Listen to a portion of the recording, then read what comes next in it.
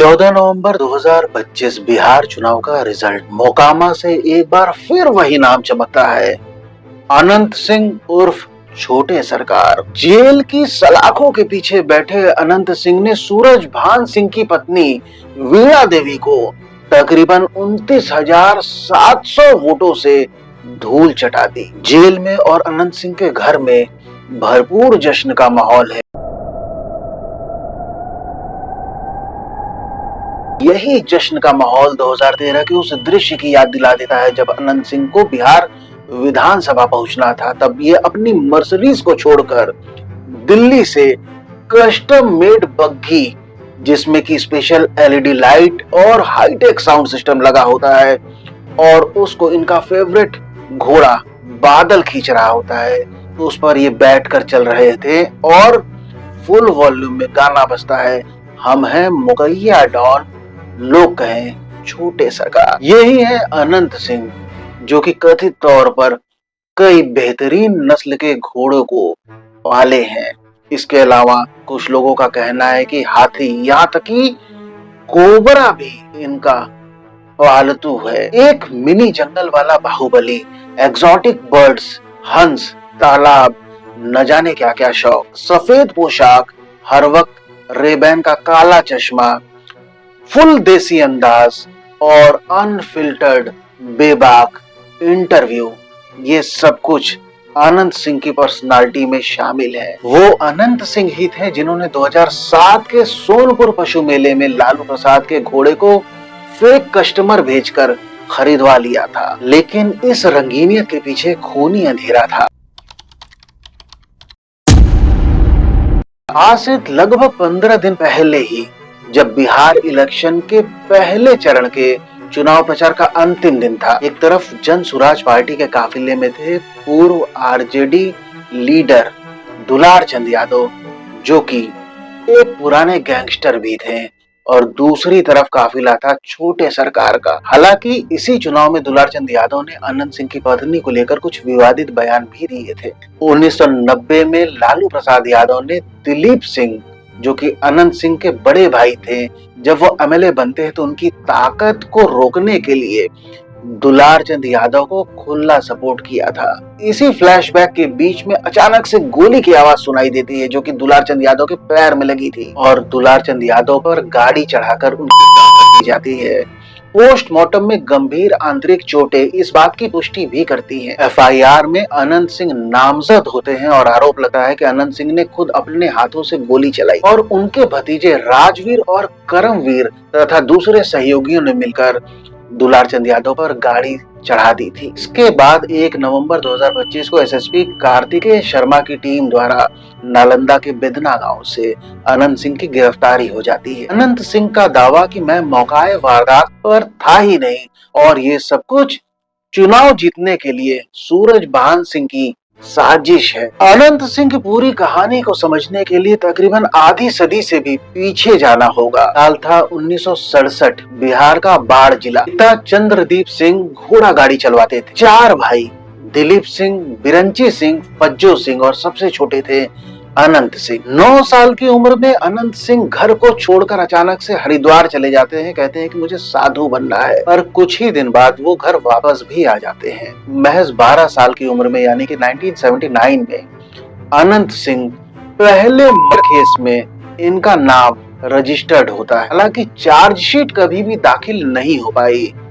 नाबालिग होने की वजह से कहें या फिर इनके दबंग पारिवारिक बैकग्राउंड की वजह से ये पूरा मामला दब जाता है, क्योंकि 80 के दौर में बड़े भाई दिलीप सिंह कामदेव सिंह गैंग में शामिल हो गए थे। जी हाँ, उस दौर के बिहार का वही कामदेव सिंह गैंग जो कि स्मगलिंग, बूथ कैप्चरिंग और हथियार तस्करी के लिए कुख्यात था। बताया जाता है कि कामदेव सिंह की हत्या के बाद दिलीप सिंह पूरे गैंग को ओवरटेक कर लेते हैं, और यहीं से शुरू हो जाता है दिलीप सिंह उर्फ बड़े सरकार का राज। लेकिन इसी बीच में एक दुर्घटना होती है, जब अनंत सिंह के दूसरे बड़े भाई बिरंची सिंह की हत्या हो जाती है। कुछ पुराने लोगों के अनुसार एक दिन जब अनंत सिंह को यह पता चलता है कि उनके भाई बिरंची सिंह का हत्यारा नदी के उस पार पर है, तब आनन फानन में बिना कुछ सोचे अनंत सिंह नदी में कूद जाते हैं और तैर कर नदी को पार करते हैं और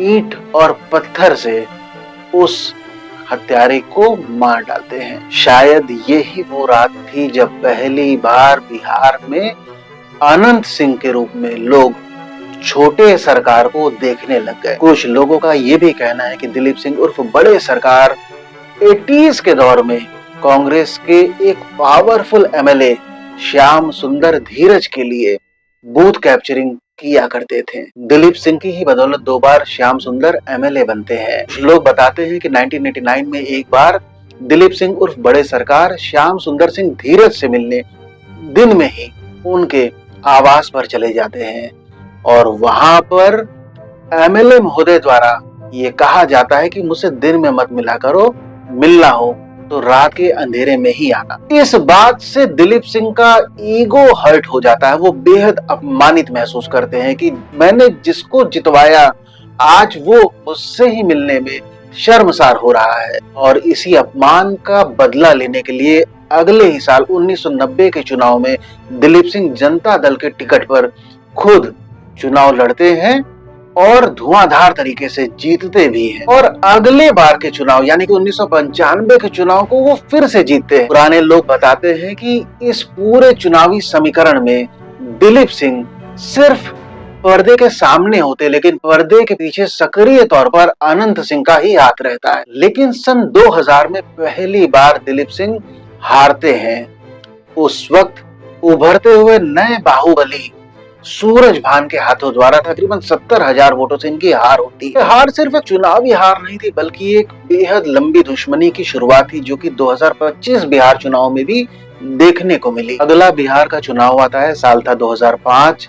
दिलीप सिंह अब राजनीतिक रूप से सक्रिय नहीं होते हैं बल्कि अनंत सिंह अब जेडीयू के टिकट पर चुनाव लड़ते हैं और बड़े अंतर से जीत जाते हैं। इसके बाद अगला चुनाव 2010 फिर से छोटे सरकार विजयी होते हैं। लेकिन इन सब के बीच सन 2007 के आसपास इनके बड़े भाई फज्जो सिंह की हत्या हो जाती है जिसमें इन्हीं के खानदान के विवेक पहलवान का नाम होता है और एक नई खानदानी दुश्मनी का दौर शुरू हो जाता है। फिर 2012 का साल होता है और रेशमा खातून केस सामने आता है जिसमें उस वक्त के सीएम नीतीश कुमार के पास एक महिला रेशमा खातून का लिखा हुआ खत पहुंचता है जिसमें अनंत सिंह द्वारा उनके शारीरिक शोषण की बात की गई थी। लेकिन अगले ही दिन पटेल नगर के एक फ्लैट में एक बोरी में एक महिला की लाश मिलती है जिसकी पहचान कभी भी नहीं हो पाई और इन्हीं सब संदिग्ध परिस्थितियों के बीच में एनडीटीवी के जर्नलिस्ट अनंत सिंह का इंटरव्यू लेने उनके घर पे पहुंचते हैं और फिर उनके पटना निवास पर होता है 5 घंटे का हाई वोल्टेज ड्रामा जिसमें पत्रकारों को बंधक बनाया जाता है, उनसे मारपीट की जाती है, पथराव, हवाई फायरिंग सब कुछ होता है। बाद में नीतीश कुमार द्वारा जब कार्रवाई की जाती है तब अनंत सिंह को बेऊर जेल जाना पड़ता है। इसके बाद आता है साल 2015 का जब अनंत सिंह के गांव के पास से 4 लड़कों की किडनैपिंग हो जाती है। कुछ लोगों का ये कहना था कि पवन कुमार यादव द्वारा अनंत सिंह के किसी सहयोगी की बहन को लगातार छेड़ा जा रहा था और इसी वजह से ये पूरी घटना को अंजाम दिया गया। पूरे मामले में अनंत सिंह के खिलाफ लालू प्रसाद यादव भी बेहद मुखर दिख रहे थे। 22 माह की जेल के बाद अनंत सिंह फिर से रिहा हो जाते हैं।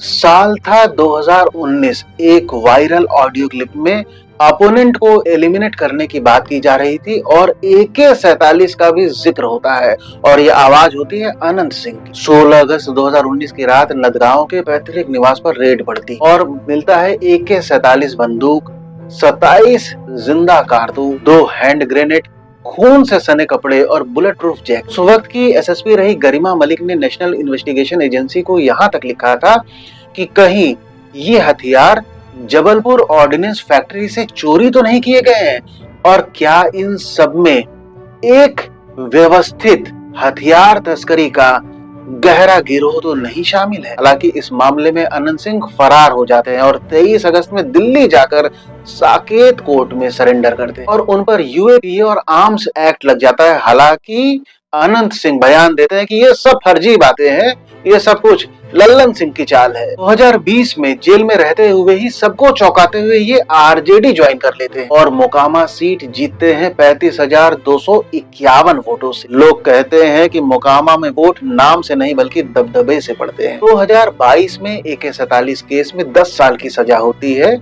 जिसकी वजह से इनको अपनी मोकामा सीट खाली करनी पड़ती है और इनके स्थान पर इनकी पत्नी नीलम देवी चुनाव लड़ती हैं और मोकामा सीट जीत जाती है। लेकिन 2024 की शुरुआत में जब नीतीश बाबू महागठबंधन को छोड़कर एनडीए का दामन थामते हैं, तब आरजेडी के 3 विधायक क्रॉस वोटिंग करते हैं एनडीए के पक्ष में, जिनमें से नीलम देवी भी शामिल होती हैं और इस क्रॉस वोटिंग के बाद नीलम देवी जेडीयू ज्वाइन कर लेती हैं। अगस्त 2024 में पटना हाईकोर्ट का बहुचर्चित निर्णय आता है। प्रोसिक्यूशन दोष साबित नहीं कर पाया और इस वजह से अनंत सिंह की AK-47 मामले में ऐतिहासिक एक्विटल हो जाता है। 15 अगस्त 2024 अनंत सिंह जेल से बाहर। भव्य स्वागत होता है, घोड़े, बैंड बाजे, नारे, छोटे सरकार जिंदाबाद। लेकिन अनंत सिंह की कहानी में जेल का दरवाजा कभी आखिरी नहीं होता। 22 जनवरी 2025 Nauranga Jalalpur shoot out. Anant Singh gang बनाम सोनू मोनो गैंग का नाम सामने आता है। पूरे फसाद की जड़ इलीगल लैंड ग्रैबिंग का मामला बताया जाता है। हंगामे के बीच अनंत सिंह फिर से निकल जाते हैं और कोर्ट में सरेंडर करते हैं, जिसके बाद 14 दिन की न्यायिक हिरासत में चले जाते हैं। अगस्त 2025 बेल मिल जाती है और वापस से छोटे सरकार चुनाव के मैदान में एक बार फिर से वही बग्गी, वही घोड़े और वही गाना, हम हैं मुकैया डॉन, लोग कहें छोटे सरकार। अक्टूबर 2025 बिहार चुनाव का ऐलान होता है। अनंत सिंह जेडीयू की टिकट पाते हैं और इनके सामने होती हैं पुराने प्रतिद्वंदी सूरजभान सिंह की पत्नी वीणा देवी। पुरानी दुश्मनी लेकिन नया मुकाबला। लेकिन 30 अक्टूबर को दुलार चंद की हत्या पूरे बिहार राजनीति में एक भूचाल ले जाती है। मीडिया में तूफान, विपक्ष का हमला, लेकिन मोकामा की जनता का फैसला कुछ और था। जेल में बैठे, मर्डर केस में नामजद, फिर भी जीत गए। कुछ विश्लेषक अनंत सिंह के जीत का कारण उनका दबदबा,